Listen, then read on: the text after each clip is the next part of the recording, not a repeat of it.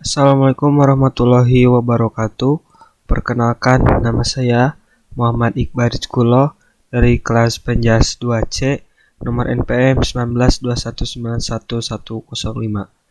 Di sini saya akan menjelaskan atau memaparkan materi tentang mengurai dan menganalisis standar kompetensi lulusan dalam mata kuliah Telaah Kurikulum Penjas.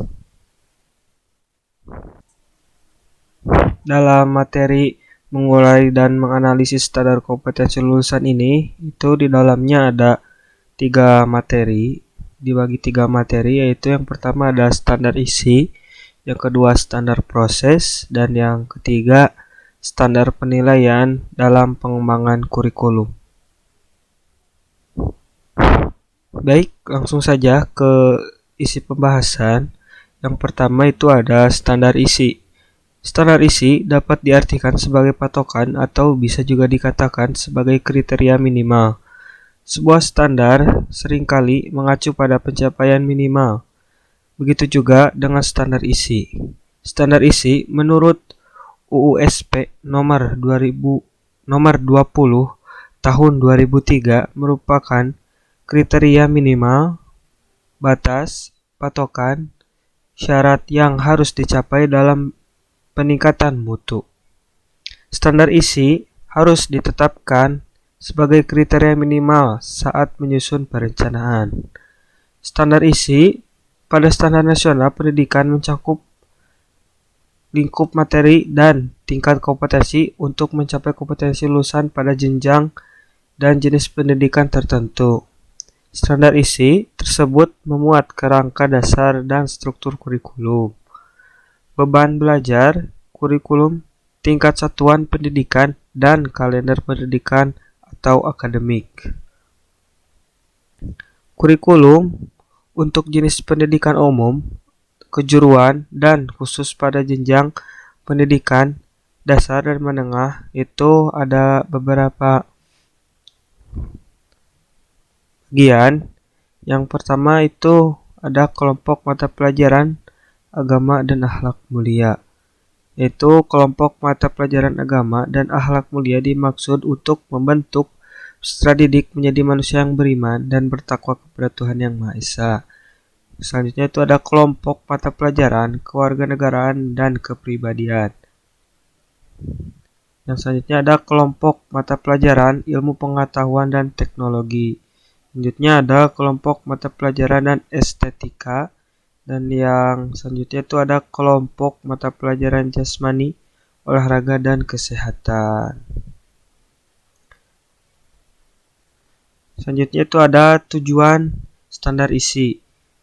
Jadi rumusan standar isi itu bertujuan untuk meningkatkan kualitas pendidikan melalui pengembangan potensi peserta didik yang sejalan dengan perkembangan ilmu pengetahuan, kemajuan teknologi, seni, dan budaya sehingga diharapkan bisa mencapai tujuan pendidikan nasional.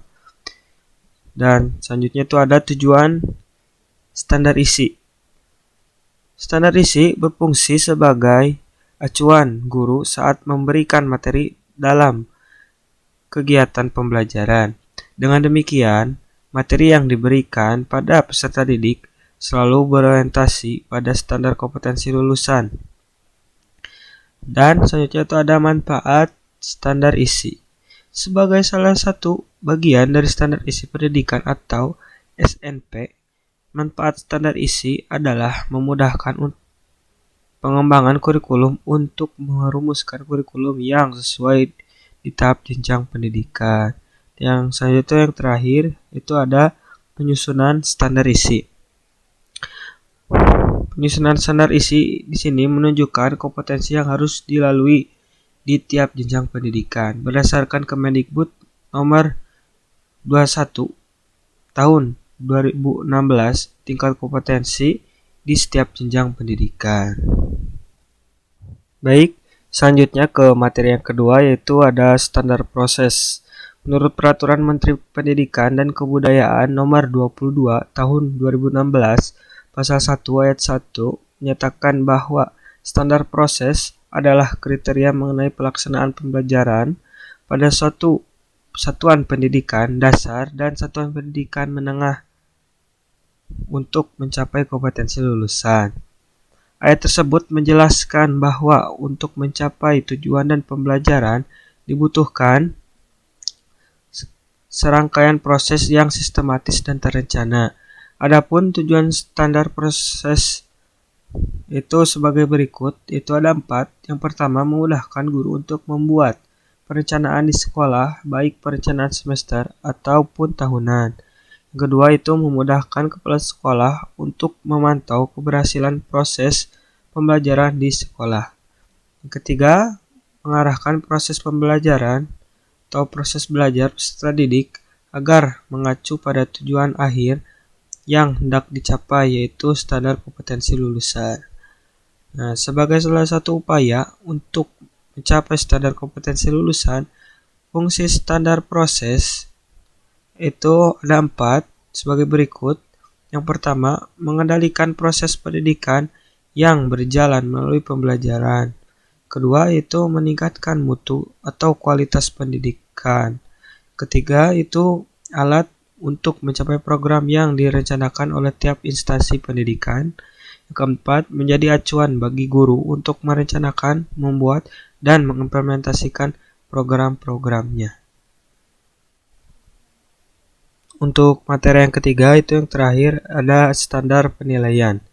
Standar penilaian pendidikan pada pendidikan dasar dan menengah haruslah mengacu pada Peraturan Menteri Pendidikan dan Kebudayaan Nomor 23 Tahun 2016 tentang standar penilaian pendidikan. Setiap guru sebaiknya menguasai konsep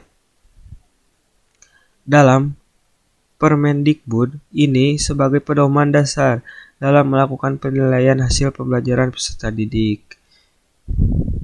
Itu di dalamnya yang pertama itu ada definisi standar penilaian.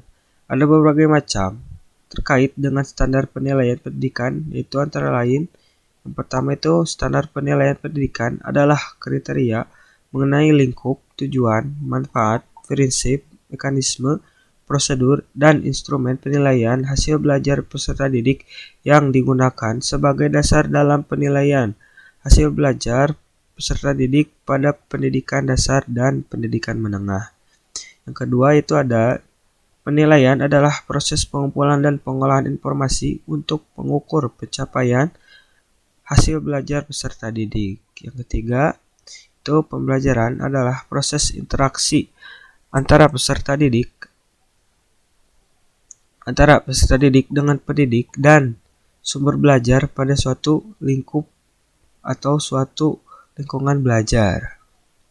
Keempat itu ulangan adalah proses yang dilakukan untuk mengukur pencapaian kompetensi peserta didik secara berkelanjutan dalam proses pembelajaran untuk memantau kemajuan dan perbaikan hasil belajar peserta didik. Kelima itu ujian sekolah adalah kegiatan yang dilakukan untuk mengukur pencapaian kompetensi peserta didik sebagai pengakuan prestasi belajar atau penyelesaian dari suatu pendidikan atau dari satuan pendidikan.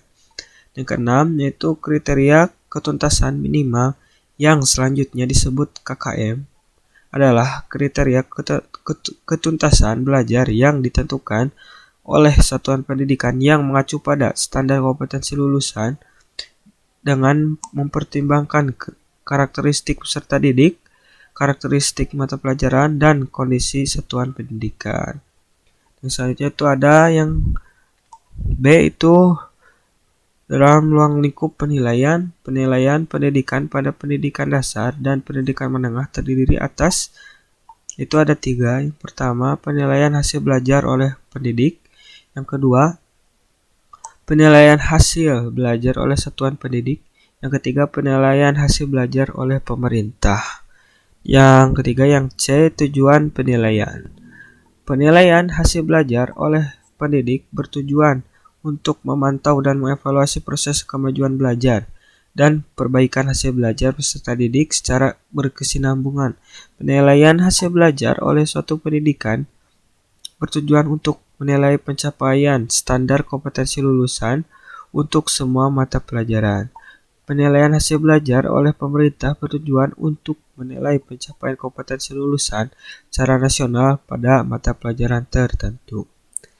Yang selanjutnya, yang D, itu ada prinsip penilaian. Sahih berarti penilaian didasarkan pada data yang mencerminkan kemampuan yang diukur. Objektif berarti penilaian didasarkan pada prosedur dan kriteria yang jelas, tidak dipengaruhi subjektivitas penilaian. Yang selanjutnya ada adil, berarti penilaian tidak menguntungkan atau merugikan peserta didik karena berkebutuhan khusus, serta perbedaan latar belakang agama, suku, budaya, dan adat istiadat dan status sosial, ekonomi, maupun gender. Ya. Selanjutnya ada terbuka, menyeluruh, dan berkesinambungan, sistematis, beracuan kriteria, dan akuntabel. Yang selanjutnya itu yang E, bentuk penilaian. Penilaian hasil belajar oleh pendidik dilakukan dalam bentuk ulangan, pengamatan, penugasan, atau bentuk lainnya yang diperlukan. Dan penilaian hasil belajar oleh peserta didik digunakan untuk mengukur dan mengetahui pencapaian kompetensi peserta didik, memperbaiki proses pembelajaran, menyusun laporan kemajuan hasil belajar harian, tengah semester, dan ujian akhir semester dan akhir tahun, atau kenaikan kelas. Selanjutnya, pemanfaatan hasil penilaian oleh peserta didik sebagaimana yang dimaksud diatur lebih lanjut oleh Direktorat Jenderal terkait. Yang selanjutnya itu yang F, mekanisme penilaian. Mekanisme penilaian hasil belajar oleh peserta didik. Yang pertama itu yang A, perancangan strategi penilaian oleh peserta didik dilakukan pada saat penyusunan rencana pelaksanaan pembelajaran RPP berdasarkan silabus. B, penilaian aspek sikap dilakukan melalui observasi, pengamatan, dan teknik penilaian lain yang relevan. Yang selanjutnya, penilaian aspek pengetahuan dilakukan melalui tes tulis, tes lisan, dan penugasan sesuai dengan kompetensi yang ditilai.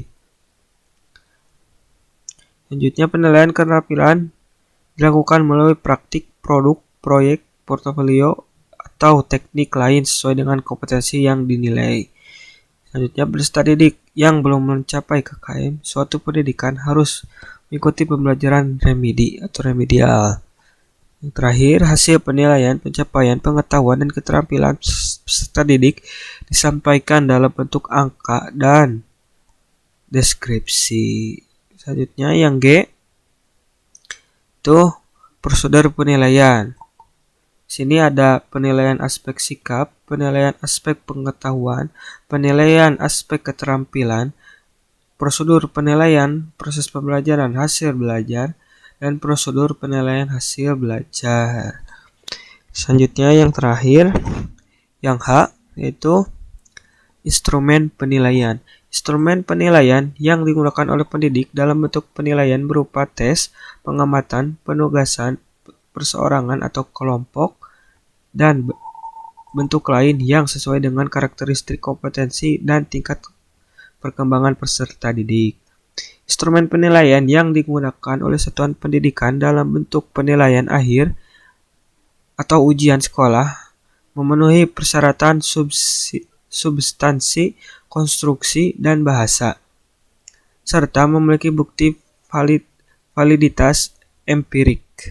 Instrumen penilaian yang dilakukan oleh pemerintah dalam bentuk ujian nasional atau UN memenuhi persyaratan substansi, konstruksi, bahasa, dan memiliki bukti validitas empirik yang menghasilkan skor yang dapat diperbandingkan antar sekolah, antar daerah, dan antar tahun. Mungkin hanya segitu yang bisa saya sampaikan. Kurang lebihnya mohon dimaafkan. Wassalamualaikum warahmatullahi wabarakatuh.